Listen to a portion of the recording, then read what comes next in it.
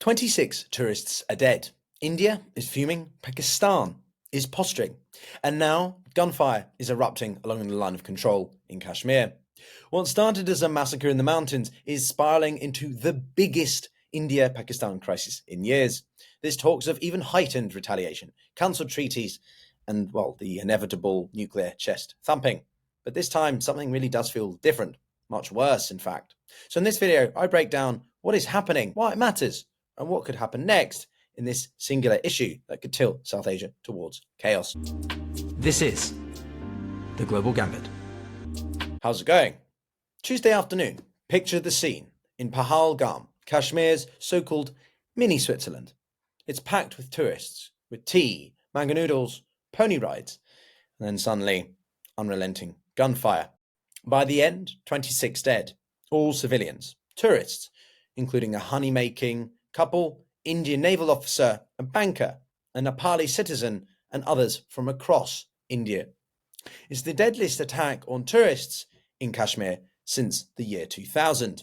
A group calling itself the Resistance Front then claimed responsibility, widely believed to be the front for Lashkar-e-Taiba. So yes, the finger points firmly towards Pakistan in the eyes of New Delhi. Indian police say they've identified 3 attackers, 2 Pakistanis, 1 Indian national. Sketches were released, 2 million in rupee bounty. The hunt is on through the forests around Pahalgam with drones, commandos, and house demolitions already underway.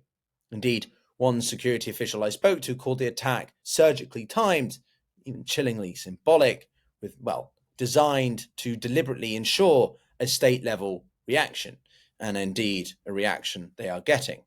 It's not just rhetoric, it's rifles. Overnight, Indian and Pakistani troops exchanged fire across the line of control. India says Pakistan initiated. Pakistan says it was just post-to-post firing. There were no casualties. Schools were open and nothing to really see here. But India is not buying that. Army officials say Pakistani soldiers opened fire on an Indian post. India simply returned that fire. No one was hurt, but everybody was rattled. Meanwhile, India's army chief is in Srinagar, chairing emergency security reviews. The message? This is far from over. Indeed, India will and, well, essentially has to respond. According to one source close to the security establishment, this is a response plan is no longer about if, it's about how far and how public. And clearly you appreciate geopolitical breakdowns without the patronizing oversimplification of the media. Indeed, I've barely seen this in the mainstream media, which is why I felt it deserved a video with, well, the noise aside and the key information. To understand why this crisis indeed matters and why everyone should suddenly be a lot more nervous, you must understand one thing. Kashmir has been contested since 1947, when British India was partitioned into 2 new states, India and Pakistan. The princely state of Jammu and Kashmir, with a Muslim majority population but a Hindu ruler, was then caught in the middle. India took subsequent control after the rulers signed an accession deal, but Pakistan never accepted it. Since then, 3 significant wars, countless skirmishes, and a line of control that's anything but stable and, well respected. India controls about 2/3 of the region. Pakistan holds the rest. Both claim the whole thing, neither is backing down. And then there's the third party, China, somewhere in the middle, with its own claims and aspirations to the region as well. Oh, and did I mention that they are all nuclear powers? Because they are, which makes this more than just a local tragedy. It's a global flashpoint, wrapped in these historical, ideological, and, well, constant threats of escalation. Since the attack, Prime Minister Modi has said that India will hunt the gunmen, quote, to the ends of the earth, which is either poetic overkill or a genuine hint at covert ops, cross-border raids, or even more. Indian military drills, air and naval, are already underway, and Rafale jets, missile tests, surveillance spikes, all of it escalatory. Pakistan, meanwhile, has held a rare emergency meeting with its top military brass. The message from Islamabad? Any Indian strike will be met with firm reciprocal measures in all domains, one individual has told me. Both sides have now withdrawn visas, expelled diplomats, could escalate to ambassadors, and largely shut down the main land border between the 2 countries. The diplomatic fuse is already and officially lit. Someone familiar with the internal briefings also told me that India has quietly activated contingency strike protocols, though whether they'll go public with those is still being debated. It's quite clear the Indian population demands some kind of response, and New Delhi is trying to balance exactly how that should be handled. India has indeed suspended the Indus Wars Treaty, the water sharing deal that somehow has survived 3 wars. In response, Pakistan has blocked a canal project and shut its airspace to Indian carriers. They've also issued a stark warning. If India stops Indus River water from flowing into Pakistan, it will be considered, quote unquote, an act of war.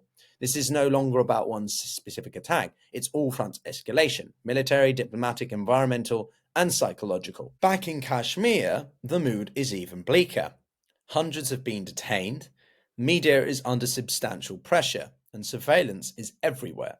On early Friday, authorities even demolished 2 homes belonging to suspected militants groups as well.